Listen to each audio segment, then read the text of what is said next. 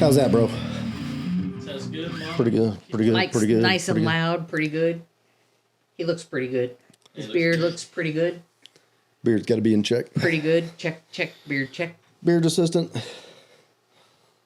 Mike's beard assistant. You guys take off whenever you want. Back in the studio today with Mom. BCI Mom. Bad company. I need a drink. BCI Mom. Probably going to need a few for this one. So, majority owner, co-founder, bad company. How'd we wind up here? Oh my God. You wanted music or cars. That's how we wound up here. You said cars in the end. What kind of experience is that for a mom to just jump into an industry that you'd only seen me involved with kind of from afar? Like, how nerve-wracking was that? Because this isn't just a casual industry to stroll into and, oh, I'm going to start a business. Well, regardless, we strolled into it very casually and without a lot of capital, which I read later was the number one mistake you can make. Don't have enough capital. But we just said, let's have a business. And we said, okay, you got a business. I think we've made the top 5 mistakes. Yeah. I'm sure we could go over that list and we could check every one of those boxes. It was not nerve-wracking. I was gone. And it was slow. Yeah, our start was very slow. Mm-hmm. I was in school. You were in and out of country. It was like hobby shop. It was. And really. we had just a couple of customers and a couple of friends and a slow pace and plenty of help. And really, I was able to pay for everything out of my salary. Because I was working. Till it started, yeah. Mm-hmm. Yeah. So we weren't really stressed over meeting bills, or we really got to have a very luxurious, slow start. And friends renting a place to us cheap. But what about the impact on you? What kind of stuff did you think going into this? Trying to figure out your role. Just a lot of people that I guess are our customers, they know you handle the business side of the business. I handle the shop mostly. So did you have any background in that? Handling the office part? Yeah. I ran an antique store, but no. I didn't have any experience in running anything. All of a sudden, all that purchasing power. No, it wasn't. It wasn't all of a sudden, and it wasn't all that much power. No. We've really grown into it. You know, it's been a long time. It's one of those blinks in someone's memoir. They say, after the first 10 years, and you're like, dude, I just lived the first 10 years, and it took 10 years. Just barely. And it's not an easy thing. It's not instant. Compared to somebody being pregnant, you get time to get used to. You're gonna have a baby, but it took a lot longer to get used to it and grow into it and grow it and say, start to walk, take your steps now, business. I think you've always been a people person, but how is it dealing with all these guys that are all ramped up? Oh, I just want to feed them. All the horsepower and testosterone. These guys are kind of wound up. I love it. I grew up with all brothers, all your uncles. Yeah. Like, that's what I'm used to. A bunch of guys. I'm very comfortable running them, but I just run the office part, so the employee part. Like, get here on time. Are your clothes clean? Did you take a shower? Did you brush your teeth? BCI Mom. That's right. The queen of clean. I don't go that far. But owner of the most interesting desk in Tawano. I'd say you're the owner of the most interesting desk in Tawano. Mine doesn't have a ball python, so. Mine used to.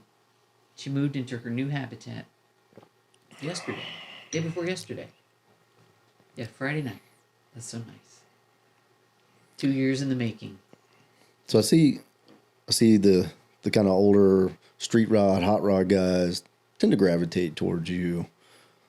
Even when discussing their car, it's interesting. They just assume that's where your interest lies. And I do see you kind of favor maybe the hot rods and street cars a little more. you're less involved with the race cars that we take care of. That's true. Yeah, the race cars are, I don't know, they're really beyond me. I can now discuss how to support maintenance on your classic or your muscle car. And I can order parts with some help. But what a learning curve. Because when we first started this business, I didn't know anything about cars. I grew up with Toyotas, and if they were silent, they were good. And coming into this business, I remember meeting a friend, and I got asked about international affairs, something about politics. And I was sort of answering, and then I said, oh my gosh, I actually know about this. Oh, let me answer more fully and like an intelligent person. Because I'd been trying to work with bad company, and I don't know anything. So like learning, what am I trying to say? What are we trying to do to this car? What parts do I need? What year was that anyway? Was that a LS? What kind of engine was that? What, is that a Chevrolet? All those things. There's so many layers of what you have to know. The endless list of things you have to know. And I didn't know. And one of the things we do as a company going to PRI every year is to see that as much as you've learned, 5 times that, 10 times that's been developed in the past year since you've been to the last PRI show. So it's not like you ever catch up. Never. Yeah. You never catch up. But you have to try hard. I don't think people know that. You have to try hard to stay ahead of it. Well, not too far behind. Ahead of it is just there is no ahead of it. No. Yeah. But we learned some fascinating things at PRI, and then we get to apply them. Like, there's a new thing. It's so cool. A new company. There's a new company. There's somebody who does that. Yeah. Somebody had developed a new thing. That's really cool. So one of the Toyotas, you mentioned you grew up with Toyotas and you've owned some interesting ones. But I want to talk about your, quote, Hot Wheels car. Where was that at? And give us a little bit of the profile. Mom has had a hot rod. I wouldn't call it a hot rod, but it was fun. It was in Chile in the early 2000s. And Mino was going to school, kindergarten. And I wanted a car. I wanted to buy one local. So I looked around and I bought a Toyota Corona. And then I found a shop to take it to. What year? We got to paint the picture here. 80, 81. Boxy. It looked like, when I was done with it, it looked like a baby hand could come down from the sky and drive it like a little Hot Wheels car. Because it had flames on it. But I found a shop to take it to. Is that the one you had the sound system in? Yes. The sound system cost more than the car. The car was really cheap because it was a disaster. And I took it to a shop and they're like, oh, we can fix most of the problems. So they fixed a couple grand worth. And anybody who's bought an old car understands this pain. Not just money and time, but you just can't fix it all at once. Yeah. So we fixed a bunch and I said, know. Yes. I said, put flames on it. They're like, what? What kind of flames are we talking? Hot rod flames. Like, we put flames was this down the rattle side. can, like multicolored, just red? They called it cacophonia. So it was a sticker. I guess it was a vinyl. And I didn't know anything about vinyl at the time. So when they said sticker, I'm like, really? Okay. But when I got it back, it was really cool. So. Mino, was it cool? Yeah, it was badass. No. Mino said, Mom, you can't drive me to school in this. Because someone might see it. You did. No. Mino would totally drive that thing today. He would today. But he was so embarrassed of it. And it would die because it still had problems. And I gave it back to the shop 2 or 3 times. And I remember they kicked me out of the Marine Corps Ball parking lot because they said, your car, it smells like fuel. So you need to remove it right now. And I'm like, yeah, whatever. Okay. So I removed it. So that car was a stepping stone to help you kind of deal with the older cars that we deal with now. I understand the pain, yep. And if you let it sit. And what's normal and what's not. Yeah, and the sound system. Old carbureted whatever smells like fuel all the time. So yeah, that's true too. But no, it was leaking fuel. It was bad. It was bad. I loved it. In the end, when I... Shitbox status. Yes. Yeah. When I left that country, I left it there. We sold it. Actually, I think we gave it away. 2-door or 4-door? 2-door. Should totally find that thing. It's probably rusted away or something. I don't know. Gonna have to consult with Johnny, find out what engine was in that. Yeah, I don't know. He'd have probably loved that thing. It seemed like shitbox. It was. Yeah, they're fun. But it was a lot of fun. I didn't worry about it. What about the current hot rod? Well, now I have various hot rods. The Oldsmobile station wagon is my hot rod. I think that filled the slot of shitbox for right now. But Oh, I love that thing. I wouldn't even change it if I had my way. I just get in it, and you just get in it and drive.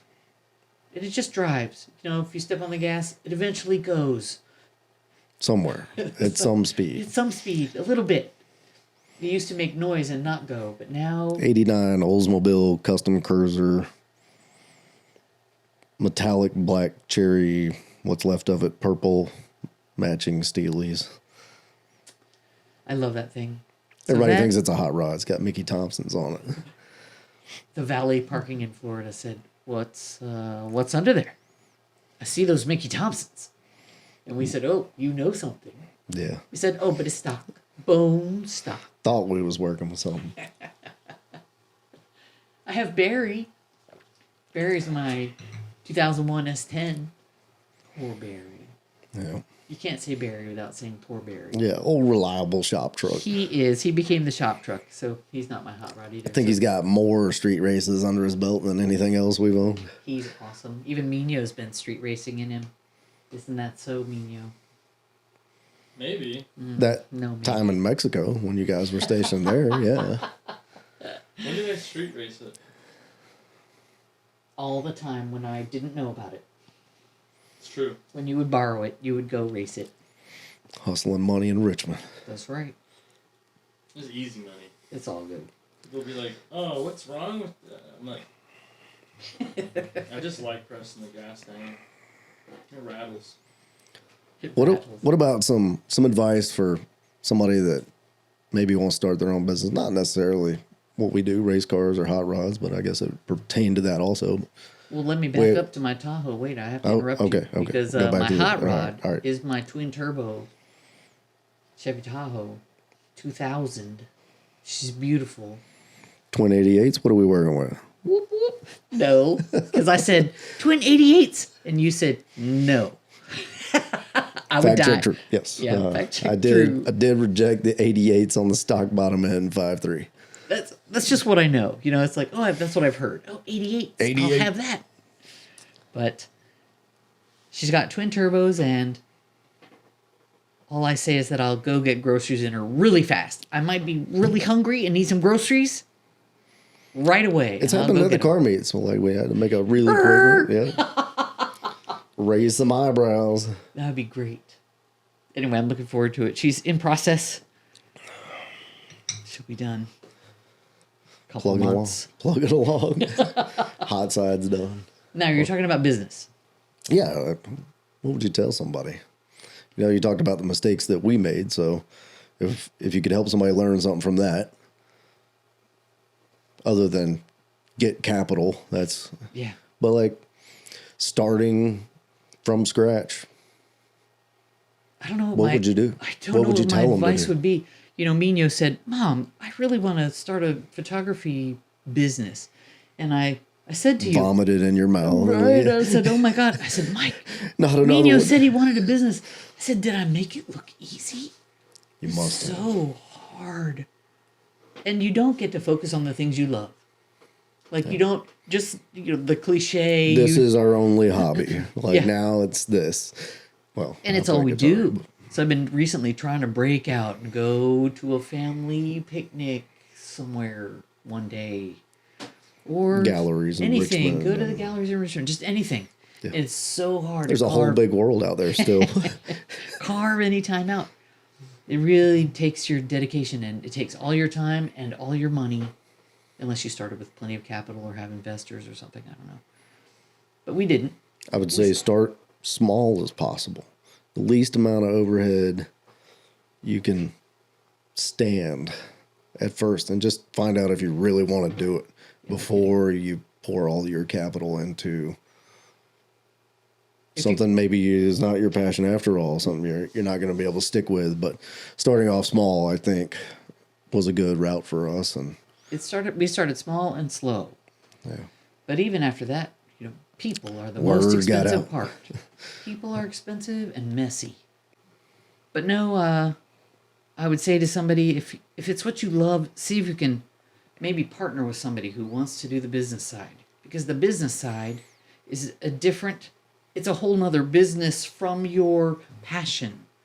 So the business side of having a shop is completely different from working on cars.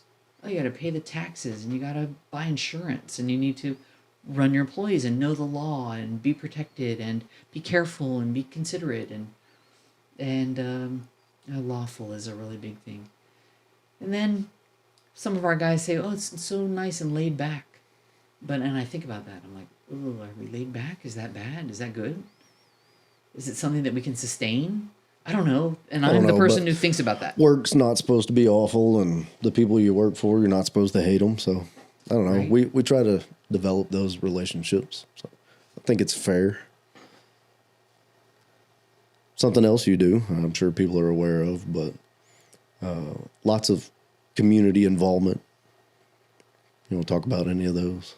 Well, what do? We do Adopt a Highway. Adopt a Highway. I mean, that's a big deal. I mean, we pay our guys to go out and I only had one clean guy. up the community. One guy ever complained. He goes, "I'm out here picking up other people's trash."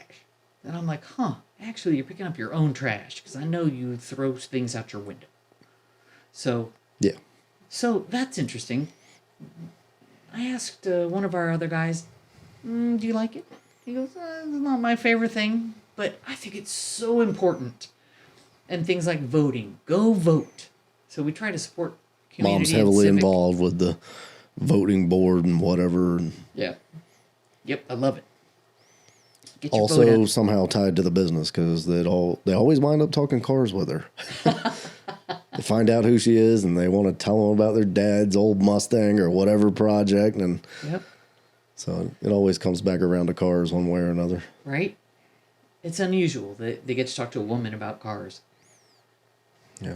Speaking of which, You also do a good bit of running our car meets, which is also community outreach. it was a lot of outreach during COVID. Yeah, people I'm had so nowhere glad- to go. I'm so glad. We actually stopped car meets for Paused them for a little bit, Paused them yeah, for, I don't to see know, how strict they were going to 3 be. months. Yeah, we were trying where- not to get in trouble. Yeah, the less than 50, and then we threw one and had as soon as it 400 opened people up. show up. It was if you have a protest, you could have a gathering. So we were protesting COVID lockdowns. So we said for we community roasted outreach. a pig and had a bunch of people over, and It was a blast. it was a blast. And as far as I know, I think it was nobody got important sick. for the community, though. And, Yes. and you had a lot of those things up, and I give Mom a shout out there. People need to know. Well, there's that, and that's when Trunk or Treat started. So we were trying to do no contact social trunk or treat. Well, what pissed us off is they said they were going to cancel trick or treating altogether. I think everybody that works at the shop, that's their favorite holiday. So we were like, no, there's got to be a way around this. So we're going to do parking lot trunk or treat for the neighborhoods, and Well, some of our customers asked us, please have this. it's true. And I said, And then we said we're only going to do it one year. yes, I'm not going to have a new tradition of trunk or treat every year. And the second year they said, please have it again. And we said, again, okay. and again. And then we said, And okay, it's we're gotten so in it big. now. Now it's Yeah. big. Yeah, it's Yeah. bigger and bigger. And It's a has- lot of fun. has a theme and is fun. And Tio Rick flies out and helps with it every year. He's done it 3 years in a row now. Gets dressed up, and Yeah. we were overwhelmed by our attendance in 2023. I didn't even have time to put on a costume. I'm like, oh no, Yeah. I didn't people either. are here. I ran out of candy. I didn't expect that. Yeah, we had a lot of candy and people ran out. Jonathan jumped in on that. Grilling all night. I don't know how many hot dogs he grilled, but it was way more than we expected. Yep. So It was a lot of big fun. big deal for the community also, and we're gonna keep doing them. Yeah, and Jeff Helms helped me paint that photo That's board. right, yeah. And we have a new theme for 2024. It's Jeff gonna be- Rowe Paints. Jeff Look Rowe him up on Paints. Instagram. Yeah, he He's awesome. participates in the Lenexa studio to greater Greater Lenexa Studio Tour. Yeah. That's every Which October, I think. We also sponsor. We also part are of a our sponsor. community, and Yeah, we love it. But we have a new theme, the Upside Down. So we're gonna be in the Upside Down. that's this year. Trying to figure Mom out just broke the news to the world right there. I'm trying to figure out what to paint on the board, but Jeff will help me, and we'll get something good painted for the photo board. I'm looking forward to it more than past years for whatever reason. I don't know. I anticipate it being pretty good. Everybody's already really enthusiastic. Usually it starts amping up like July, August. We start kind of talking about an idea and whatever. And this year we've already got a theme and we're already planning stuff. And I don't know. And everybody that we've talked to about it is really into it. So look forward to that. Yes. We're going to try to get out to some more racetracks, like more events, more drifting. I don't think we've gone to a drift event in, 10 years? Jordan Peltonen, he did that little skid pad deal out at VR. I hadn't been to anything other than our cul-de-sac and Jason Spurl. But we want to get out more. Unauthorized. Yeah. God bless him. And also other meets. I want to get the Tahoe out and maybe go down to some of the meets like Fort Monroe or whatever. Maybe hit up some of the Night Moves meets. It's so cool to see a new car at a meet. So if we could be the new car and it's super cool, like Tibby is the Tahoe, then it seems like that would be a good use of our time and money. Yeah, effort, and we're energy. pretty much word of mouth only as far as advertising goes. So going to try to ramp up the business a little bit this year by getting out more. Look for us. Mom will sign your hat or whatever. I'll have my silver Sharpie. That's right. All right. What else? The only thing I can think of is the merch. What So about it? here, the funny stories about trying to work with an embroiderer. Oh, yeah. This is a side of trying to expand your business that people have no idea what a pain in the ass it is. Yeah. Well, we're so because people lucky. are always like, when are the hoodies going? Where is this going? When is this? But When are the beanies going to drop? to start with, we're so lucky to have Jackie, who Yeah. does in-house graphics. So we have the graphics. She just did the one for the podcast. I already saw it. Just Yeah, like right? that. You asked her for it. It's done. It's sick. So the rest of it is really difficult. Find an embroiderer, and then we're working with a great embroiderer now, the daughter of a customer. But she said to me, "Oh my God, you're so picky." And I just thought, well, of course I'm picky. It's my company, It's expensive. brand. I'm selling this to represent my company, and I really care. She said, well, most people say, hey, print me a dozen shirts. And I have to give her back and forth. I said, well, you give me a sample for a reason. I care. But she has a good quality control. Mom is judging you. Just know that. Your grammar and your work. Well, she's Evil Soul Co. on Facebook. And she does small quantities, which is something that we want. We want relatively small quantities. We don't want 500. I just can't afford it. Yeah. We want 100 or 50 or 20. And she's game. She's the right size company. It's not because we can't afford it. We're exclusive. There you go. Yeah.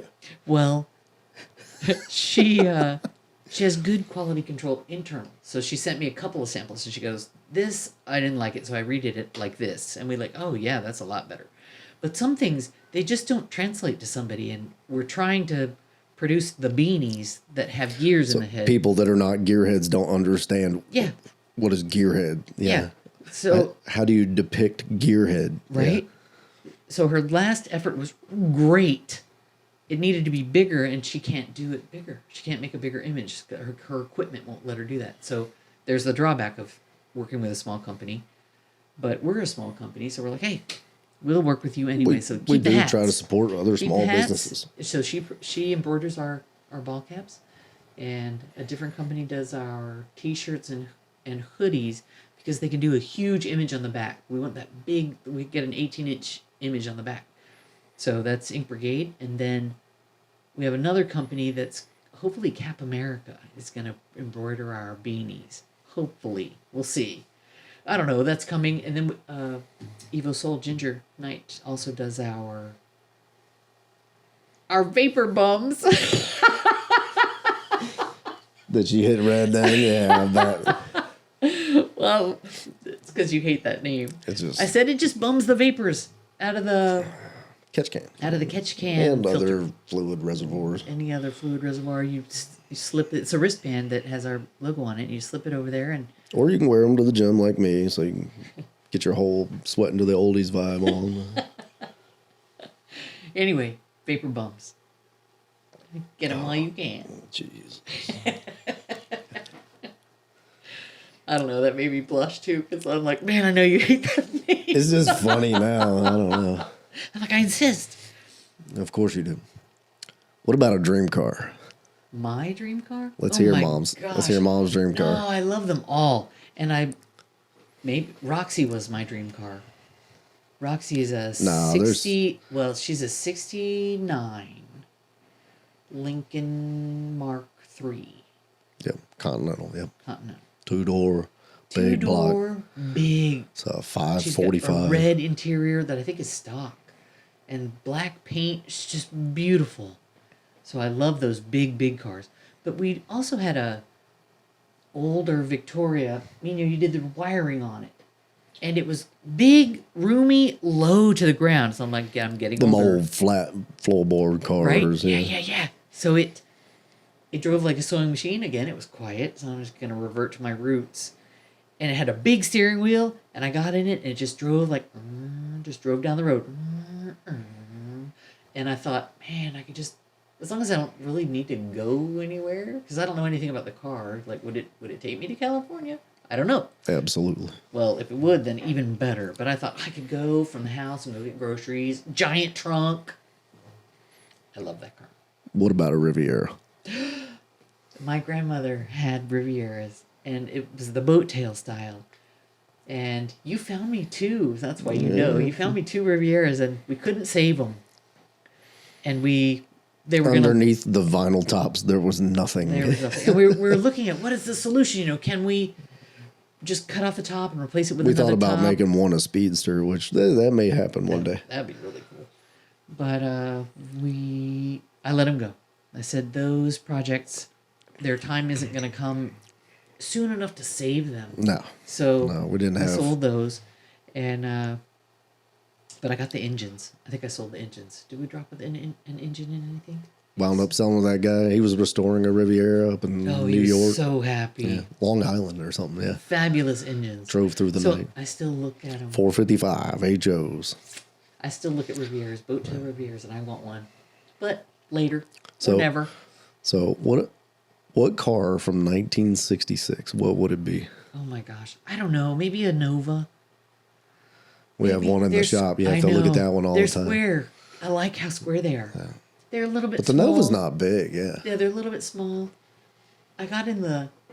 Is Morticia a Biscayne? Yeah. I got in the Biscayne, which is another big car.